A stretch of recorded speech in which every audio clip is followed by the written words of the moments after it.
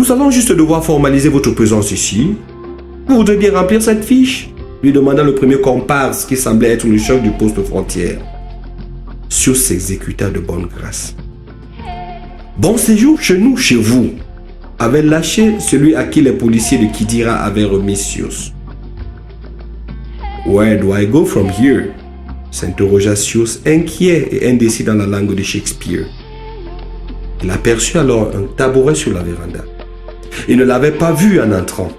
Il avait peut-être attrapé la berlue. Puis-je souffler un tout petit peu là dehors? À votre aise, monsieur. Il alluma une autre cigarette. Des pensées confuses se bousculaient dans sa tête. Bon séjour chez nous, chez vous, avait dit le garde-frontière. Il ne croyait pas si bien dire. Sius ne disposait pas de suffisamment d'argent pour entrer à Cotonou. Il avait pris un billet d'avion Douala-Cotonou, Cotonou-Douala. De Cotonou, il avait pris ce fameux bus de 70 places pour se rendre à Dakar, la capitale du Sénégal. Un voyage d'au moins 4 jours qui lui avait permis de traverser 3 pays. Il voulait découvrir les beaux paysages de toute cette partie de l'Afrique de l'Ouest que les cartes postales mettent si bien en relief. Il est aussi vrai qu'il n'avait pas le choix. Il ne disposait pas de ressources financières suffisantes qui lui auraient permis de prendre un billet d'avion aller-retour Douala-Dakar, Dakar-Douala. Son maigre salaire de fonctionnaire ne pouvait pas lui permettre de s'offrir pareil tourisme de conférence. Certes, en sa qualité d'ingénieur de langue, traducteur, il réussissait, en couvrant des conférences internationales, à gagner en 4 ou 5 jours l'équivalent d'un an de salaire. Mais ces conférences ne couraient pas les rues.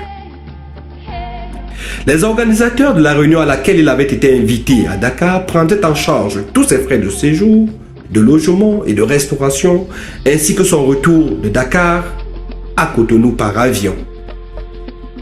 Sius ne disposait non plus de ressources physiques convaincantes pour parcourir à pied comme le font les éleveurs nomades les milliers de kilomètres qui séparaient Diboli de Cotonou.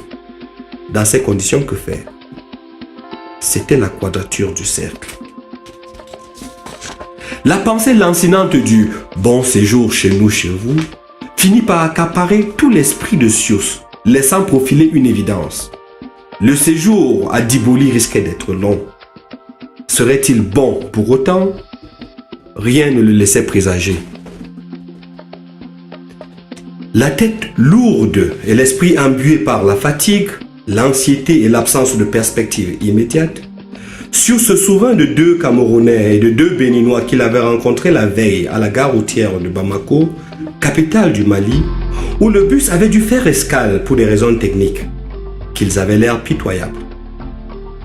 Le 2 janvier 2006, l'esprit léger, Sius était descendu du bus qui transportait aussi des ressortissants nigérians, togolais, gambiens, sierra-léonais, maliens, burkinabés, sénégalais et d'autres nationalités. Il se considérait comme un citoyen du monde et s'estimait dans son élément. Les blagues que les uns et les autres décochaient pour égayer le long voyage avaient fini par les unir.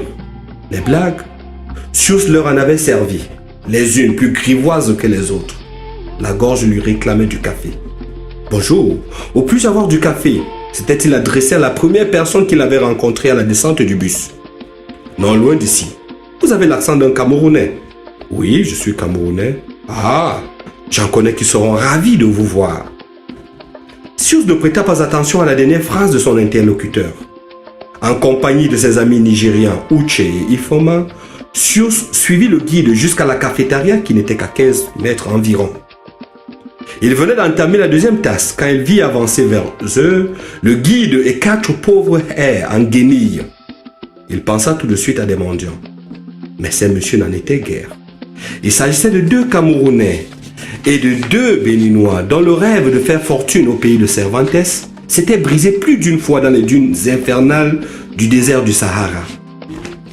Ayant tout perdu, même l'espoir de jamais revoir leur famille, ils se retrouvaient errants à Bamako comme des bêtes sauvages au fond d'une fosse creusée par des chasseurs.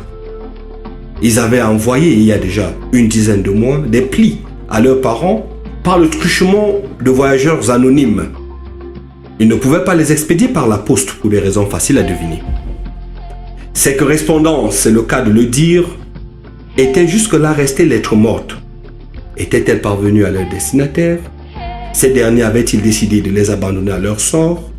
En tout état de cause, nul n'aurait pu répondre à ces questions. Sur se retournant vers Ifoma puis vers Uche, dirigeant machinalement la tasse de café vers ses lèvres pour en vider le contenu, mais la tasse était vidée depuis longtemps. Ifi, Uche, lança-t-il comme avertissement.